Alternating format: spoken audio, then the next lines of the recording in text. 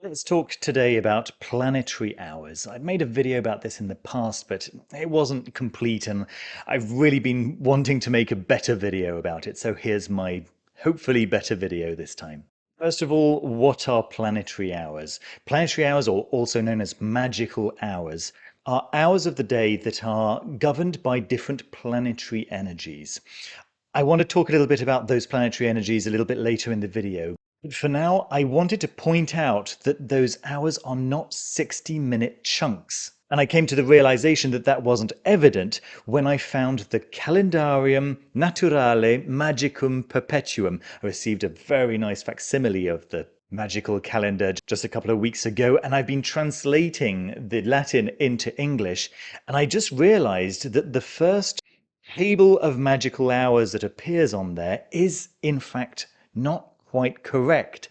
There's a line at the bottom that delineates the magnetic hours, the horae magnetis, as the author puts it on this poster. And the author has suggested that each hour of the night and day correspond to magical hours, but that's not accurate.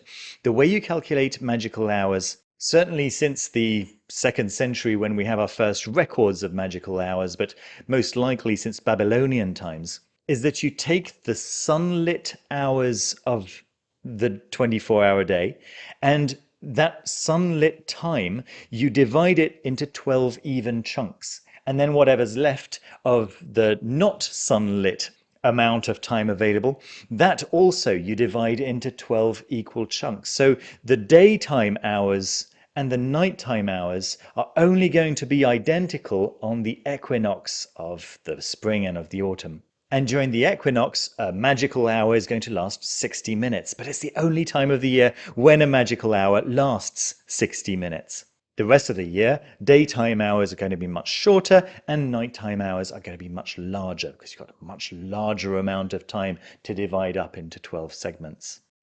So now that that's clear, how do you know what hour is what? Well, the planetary hours follow the Kaldean Order. The Kaldean Order is basically the order of speed in which we can see the 7 planets that we can see with our naked eye. Actually, those include the sun and the moon, because the planets traditionally meant stars that weren't fixed in the sky, right? Like most of the stars moved in a uniform way, whereas these 7 weird heavenly bodies would go all over the place, and came this notion of wandering planets. So the 7 that could be seen with a naked eye, right? Obviously, since we've had telescopes, we've been able to find more. But before we had telescopes, there were 7 bodies in the sky that we could see that moved around. And starting from the slowest, there was Saturn, then there was Jupiter, then Mars, then the Sun, then there was Venus, Mercury, and the Moon, and finally Earth itself. Now, that order is probably quite easy to recognize for anyone who knows about the Kabbalistic tree of life, which I've talked about in other videos in the past. Yeah, so starting at the top, you have the prima mobile and then the zodiac, and then you have Bina, don't you? You have Bina, who is Saturn, and then we have Hokma, which is Jupiter, then we have Gevura, which is Mars, then we've got Tipperet, which is the Sun, of course Netzach, which is Venus, Hod for Mercury, and then Yesod for the Moon, before Malkut for the Earth. So yes, this Chaldean order of the planets is very widespread, very commonly used in magic. But how are they useful? Well, they're useful because every day also has a planet associated to it. And the clue is in the name of the day. In fact, the days of the week get their names from their first hour. The first hour of each day is of the planetary type of that day. Let me explain what I mean by this. There are 7 classical planets. However, there are 24 hours in a day. 24 is not divisible by 7. And so if you start a day on a particular planet, 24 hours later, you don't get the next planet in line. You get 3 planets down the line. And so after Sunday, the day of the sun, comes Monday, the day of the moon. But between the sun and the moon, you still have Venus and Mercury. So the days of the week go sun, skip to Moon, skip 2 and you get Mars, then skip 2 more and you get Mercury, then skip 2 more, so the Moon and back to Saturn, we get to Jupiter for Thursdays, keep skipping to Mars, the Sun, and then Venus for Fridays, and then Mercury, Moon, back up to Saturn for Saturdays. So yes, even our days of the week are involved in this Kaldean order of the 7 wandering stars, the 7 planets. Those of you who speak maybe a Latin-based language, like the ones that I know are French and Spanish, but of course Italian is one as well, and so is Portuguese and so on. There are many. But in those languages, the names of the week include the planet of that day as well. In English, we've retained Saturn for Saturday, Sun for Sunday, and the Moon for Monday. But then we come to Tuesday, and Tuesday is the day of Mars. So in French, mardi, and in Spanish, martes. But in English, we have Tuesday, and Tuesday comes from the Norse Germanic god Tyr, also the god of war, just like Mars, the Roman equivalent of Ares. Then we have Wednesday. Wednesday is Odin's day. That's why it's spelt so weirdly. Wednesday, right? It's Odin's day. And Odin was the god who gave his sight and hung from a tree for 3 days in order to receive the runes, spelling, writing, communication. Those are the remit of Mercury. And in French we have mercredi for Mercury, of course. Thursday in English is to do with Thor, the god of thunder, so of course Jupiter. And in French we have jeudi, Jupiter, jeudi, right? And finally, Friday, we have Freya's Day. Freya, the goddess, the divine mother, for which the Latin equivalent, of course, is Venus. So ideally, whenever you're preparing a ritual, you'd get it ready on the day of that particular planet and at the hour of that particular planet. So the first hour in the morning, the first hour of sunlight of Wednesday will be the hour of Mercury on the day of Mercury. It'll be the 8th hour as well, because 7 hours after that first hour is the 8th hour, and at that point the cycle starts again. If you're more of a nocturnal practitioner, then the 3rd hour of the night is of the same planetary type as the day that it happens to be on. So at this point, it might be worth talking about the different planetary types, right? What is associated with the moon, what is associated with the sun, and so on and so forth. Well, starting from the very top, we'll start with Saturn. Many people are quite afraid of the idea of Saturn. It's quite taciturn, quite dark energy. And Saturn is associated with limits. Saturn is associated with self-control and strictness. And it's also associated with entropy and the ends of cycles and clearing out the old in order to make way for the new. So you can see how this is actually an essential aspect of life to come to terms with, because it's always going to be there. And in fact, I would suggest that a lot of magic is about coming to terms with Saturnian aspects of the human experience. Next in line, we come to Jupiter, and Jupiter is associated with expansion on the contrary, right? It's about generosity, it's about growth, it's about feeling comfortable and feeling like everything belongs to you. So many people say that Jupiter is the planet of your savings account and Mercury is the planet that rules over your current account. We'll come to Mercury in a little moment. Then we have Mars, another planet that people tend to not feel very comfortable with. But Mars is more than just war. Mars is more than just violence. Mars is protection. Mars is defense. Mars is looking after people. Mars is making sure that you are okay when the rest of the world is attacking. Mars isn't only associated with Ares, or Ares, should I say, the Greek god of battle. It's also associated with Athena.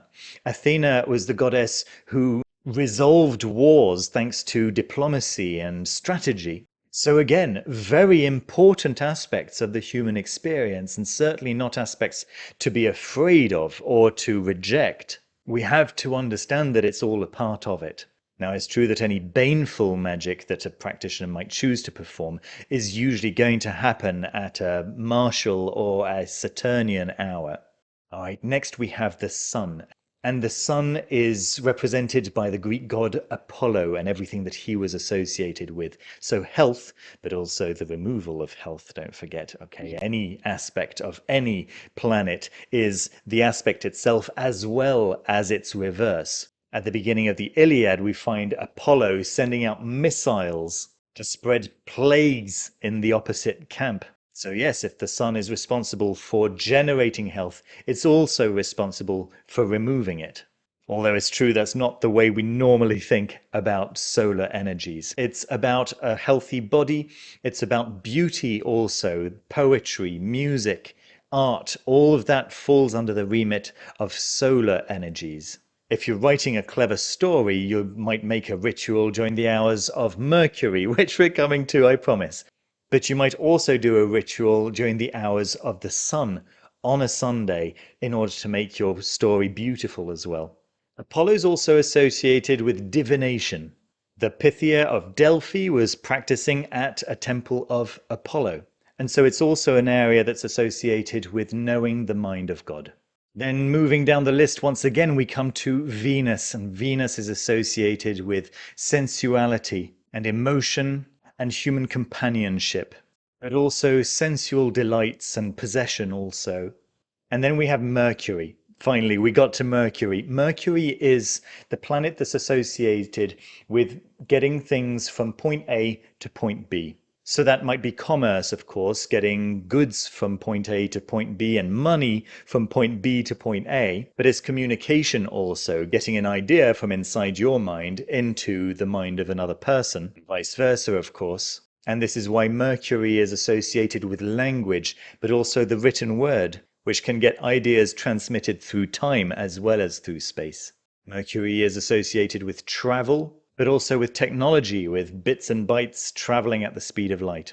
Mercury is known as the messenger of the gods, and so very much associated with magic as well. And then finally we have the moon. The moon is the flip side of femininity. It's the part of the iceberg that's underwater. It's the unconscious mind. It's the ever-changing, darker aspects of the divine feminine. Now note that by darker I don't mean more evil in any way, but simply less surface level than, say, Venus. The moon's very often associated with Hecate, who was queen of heaven and hell, and again very strongly associated with magic. This is a great planetary hour for exploring the unconscious mind, for asking for dreams, for asking for inspiration maybe, for possibly digging into your own past traumas and the aspects of yourself that are a little more hidden, a little more subtle.